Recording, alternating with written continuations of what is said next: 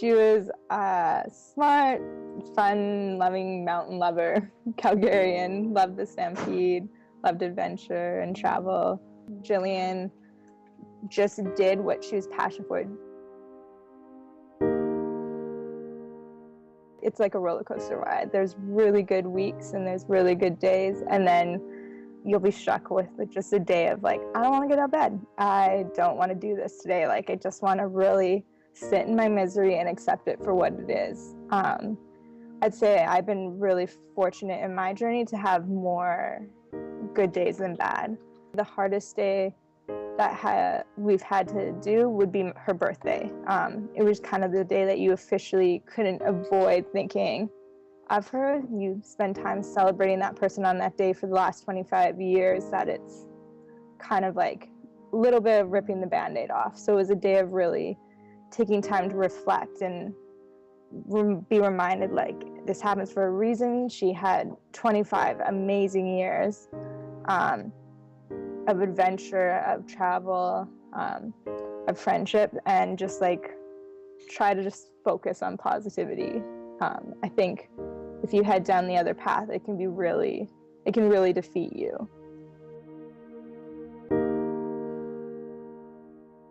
My heart has not been angry towards him per se. I think mostly because that taints the whole process if we focus on him. Like, he's made the mistake, it's happened, I can't go backwards. We all make mistakes of some kind, maybe not to that caliber, but we've all woken up the next morning being like, what did I do? Who did I hurt? And in all different capacities. So I kind of look at like what I've done in my life and how I've always wanted to receive forgiveness for it. So I believe I'm working really hard to accept like his intentions. I'm praying were not to like harm or kill anyone that night.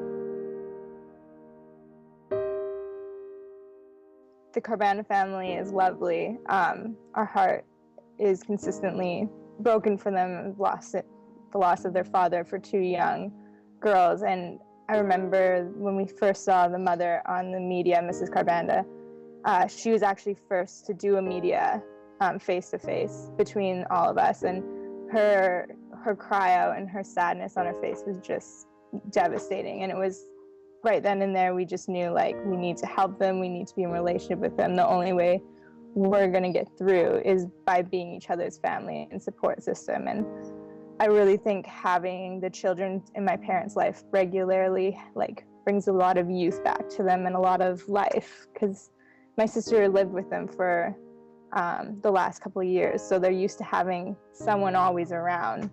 They're used to me not being there, but so to have these two girls to focus on and love and turn their attention to and to help Mrs. Kharbanda has been very like healthy and helpful, and they're absolutely the most loveliest family we could have asked to have to build a relationship with.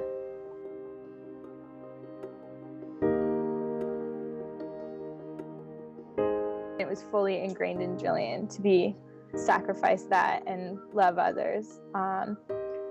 And I think that's a huge reason why we're doing like a part 2 to her fundraising, is because we want to now help someone go to Trinity Western, go to school, who's been through a tragedy like this. And my parents are so grateful for the impact it's made on our life. So we just want to continue her legacy. So Trinity scholarship is the next thing we'll be working on. Then we'll see what other ways we can affect the world in Jillian's memory. In all the pain and in all the misery and all the distractions, that he is truly good, and he's truly there, even when you don't know. I think it's completely fine to be upset with him, ask questions, let your mind wander and go through those whole times, but he will provide, he will protect you, and he will give you the strength to get you through whatever you're going through. You just have to trust and surround yourself with the community that can love on you to show his love and grace.